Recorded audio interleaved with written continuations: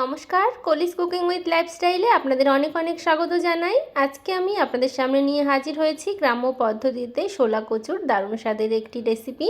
এইভাবে শোলা কচু একবার রান্না করে দেখুন, গাল চুলকানোর একটুও ভয় থাকবে না, আর খেতেও কিন্তু ভীষণ সুস্বাদু হয়। তো চলুন বন্ধুরা, আমি কিভাবে এই রেসিপিটি করছি সেটাই আপনারা দেখতে থাকুন। তো এখানে আমি একটা শোলা কচু নিয়ে নিয়েছি। বাজারে কিন্তু শোলা কচু অ্যাভেলেবেল। তো যদি পান আপনারা, তাহলে শোলা কচু অবশ্যই এনে এইভাবে রান্না করে খেতে পারেন। তো শোলা কচুর খোসা ছাড়িয়ে ভালো করে কেটে ধুয়ে নিয়ে আমি ফিরে আসব। তো দেখুন বন্ধুরা, শোলা কচুর খোসাটা একটু মোটা করে ফেলে আলু ভাজার মতো করে লম্বা লম্বা করে আমি কেটে নিয়েছি। তো কাটার ভিডিওটা আমি আপনাদের সঙ্গে শেয়ার করতে পারলাম না। তো এবারে শোলা কচু ভালো করে ধুয়েও পরিষ্কার করে নিয়েছি। এদিকে ওভেনের উপরে একটা কড়াই বসিয়ে দিয়েছি, কড়াইয়ের মধ্যে পরিমাণ মতো জল দিয়েছি। এবারে ধুয়ে রাখা শোলা কচু দিয়ে দিচ্ছি। আর শোলা কচু একটু ভাপিয়ে নিলে যদি গাল ধরার প্রবণতা থাকে তাহলে কিন্তু সেটা একদমই চলে যায়। আর সচরাচর শোলা কচুতে কিন্তু গাল ধরে না। তো যদি আপনাদের মনে হয় তো এভাবে করে নিতে পারেন। একটুখানি নুন দিয়ে শোলা কচু আমি ভাপিয়ে নিচ্ছি, তবে খুব বেশি সেদ্ধ করার প্রয়োজন নেই। এরকম উতরে উঠলেই আমি জলটাকে ঝরিয়ে নেব। তো জল ঝরিয়ে কড়াইটা ভালো করে পরিষ্কার করে নিয়েছি। কড়াইতে পরিমাণ মতো সর্ষের তেল দিচ্ছি। রান্নাটা অবশ্যই সর্ষের তেলে করব, তাহলে ফ্লেভারটা ভালো হবে আর খেতেও ভালো লাগবে।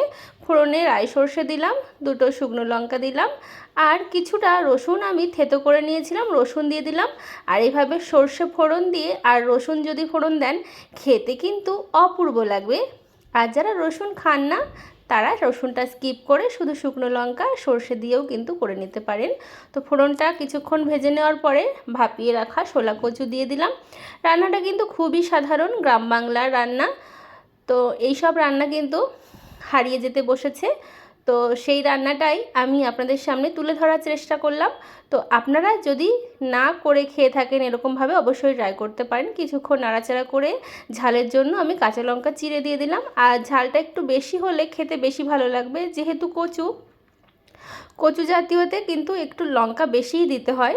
স্বাদ মতো নুন দিয়ে দিচ্ছি, আর দেব পরিমাণ মতো হলুদ গুঁড়ো। নুন হলুদ দিয়ে ভালো করে ভেজে নেব।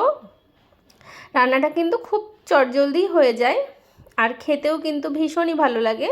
তো আপনাদের যদি এই রেসিপিটা ভালো লাগে তাহলে অবশ্যই লাইক, শেয়ার, কমেন্ট, সাবস্ক্রাইব করে পাশের বেল আইকনটা প্রেস করতে একদমই ভুলবেন না। আর আপনারা কে কোথা থেকে আমার এই ভিডিওটা দেখছেন সেটাও কিন্তু কমেন্ট বক্সে কমেন্ট করে জানাতে পারেন। কিছুক্ষণ নাড়াচাড়া করে ঢাকা দিয়ে রেখেছিলাম যাতে শোলা কচু ভালো মতো সেদ্ধ হয়ে যায় আর ভাজাটাও ভালো হয়।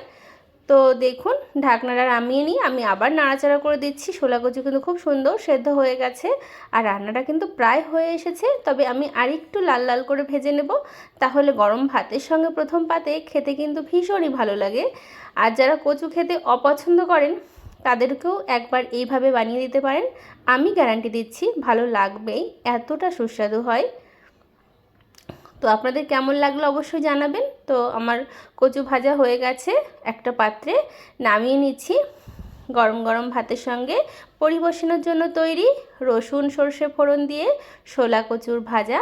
অবশ্যই ট্রাই করতে পারেন আর আমাকে জানাবেন কেমন লাগলো। তো আপনাদের অসংখ্য ধন্যবাদ আমার এই সম্পূর্ণ ভিডিওটা এতটা সময় ধরে দেখার জন্য। আজ তবে বিদায় নিচ্ছি বন্ধুরা। রাধে রাধে, ভালো থাকবেন।